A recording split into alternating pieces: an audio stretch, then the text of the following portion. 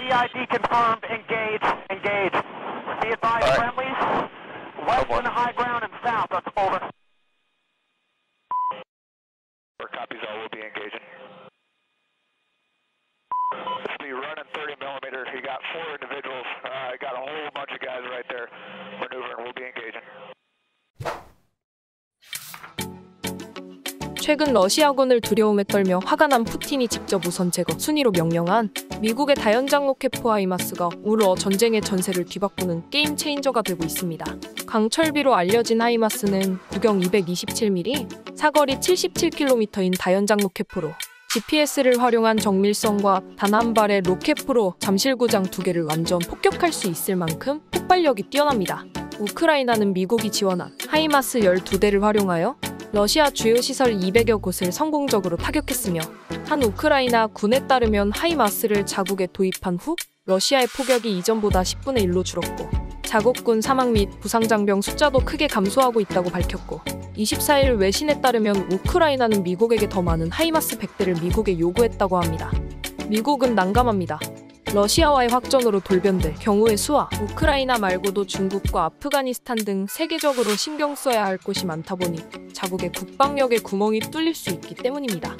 우크라이나는 미국의 지원이 미적지근하자 이에 빠르게 하이마스를 대체할 무기를 찾는 것에 혈안이 되었고 현재 최우선 순위로 거론되는 것이 대한민국의 다연장 로켓포 K239 천무입니다.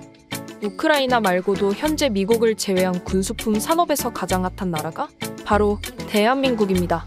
오직 자국의 기술력으로 4.5세대 초음속 전투기 KF-21 보라매를 독자 개발하여 세계를 놀라게 하는가 하면 역시 국내 독자 기술로 개발한 3.5세대 K2 흑표, K9 자주포 전차 또한 세계, 특히 유럽권 나라들에게 인정받았습니다.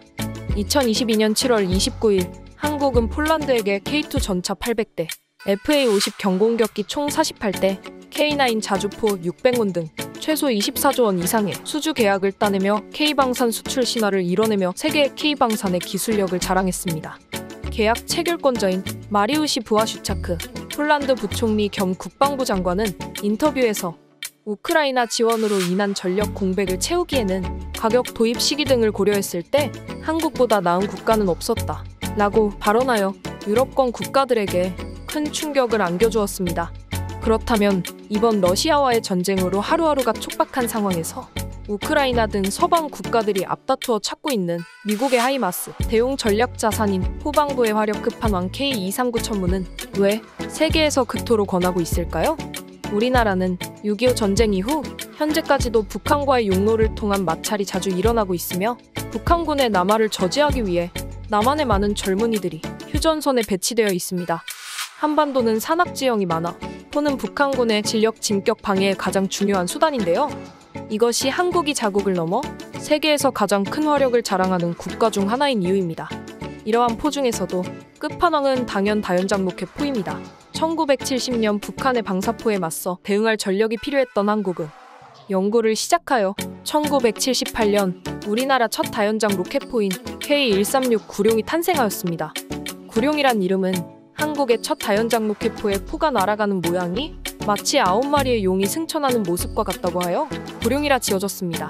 이런 구룡은 130mm 로켓탄 36발을 발사하는데 불과 36초밖에 걸리지 않아 대한민국 영토의 훌륭한 수용 역할을 해왔습니다. 하지만 시간이 지남에 따라 구룡이 점점 구식무기 체제가 되어가면서 한국은 이를 보완할 새로운 다연장 로켓포의 개발의 필요성을 상기했고 2009년 새로운 다연장 로켓포의 개발에 착수합니다. 당시 한국은 구룡과 더불어 미국의 M270MLRS 다연장 로켓포를 운용하고 있었는데 새로운 국산 다연장 로켓포의 조건은 심플했습니다. M270MLRS보다 좋은 성능으로 개발하는 것이었습니다. 그렇게 1,300억 원에 이르는 개발비와 오직 국산 기술력만을 활용하여 2013년 로켓포로 하늘을 뒤덮는다의 뜻으로 K239 천무가 세계에 첫 등장을 하였습니다. 이러한 K239 천무는 기존 10분이 넘었던 재장전 시간을 6분 이내로 압축하는 반면 적 벙커와 방어 시설을 파괴하는 데 매우 효과적이며 단 한 발로 24개의 잠실 야구장을 타격할 수 있습니다. 또한 한국의 횡재 및 위성왕법 장치를 이용한 GPS 시스템을 사용하여 더 이상 미국의 GPS 코드에 의존하지 않는 점도 큰 장점으로 뽑혔고, 기존보다 길어진 사거리 덕분에 북한의 포 사정거리 밖에서도 북한의 주요 시설을 타격할 수 있어 국지전에서 엄청난 이점을 가져왔습니다.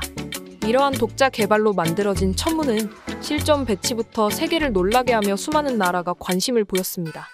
실제로 2017년 UAE는 미국의 다연장 로켓포인 하이마스 성능의 한계를 느껴 한국의 한화 디펜스와 비공개 극비리 접촉을 시도했고, 그 결과 한국에 방문해 K239 천무의 스펙을 들은 UAE군 전문가는 즉시 7천억 원 규모의 군수품 산업 수주를 체결했다는 사실이 작년 비밀문서가 풀리며 세상에 공개되었습니다.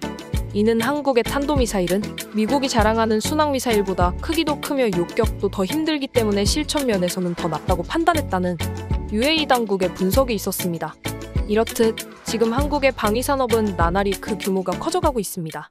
군대에 충분한 군수품이 없으면 전쟁에 패하고, 또 식량의 준비가 없이 싸우면 이 또한 패한다. 6.25 전쟁 당시 어느 참전용사의 수첩에 매일 똑같은 문장으로 반복되는 문장이 있습니다. 우리도 탱크가 있었다며, 우리도 탱크만 있으며, 자원과 물자가 부족했던 과거. 6.25 전쟁 당시 우리의 참전용사들은 싸우자 하는 의지는 뛰어났지만 당시 소련의 첨단 무기체계를 등에 업고 내려오는 북한군을 저지하지 못해 낙동강 방어선까지 뚫렸습니다. 하지만 지금은 다릅니다. 과거 눈부시기만 했던 서방 나라들은 이제 앞다투어 우리 무기를 사겠다며 매년 극비리에 한국에 방문하며, 한국이 자체 생산한 전투기는 현재 전 세계의 넓은 천궁을 활개하며 날아가고 있습니다.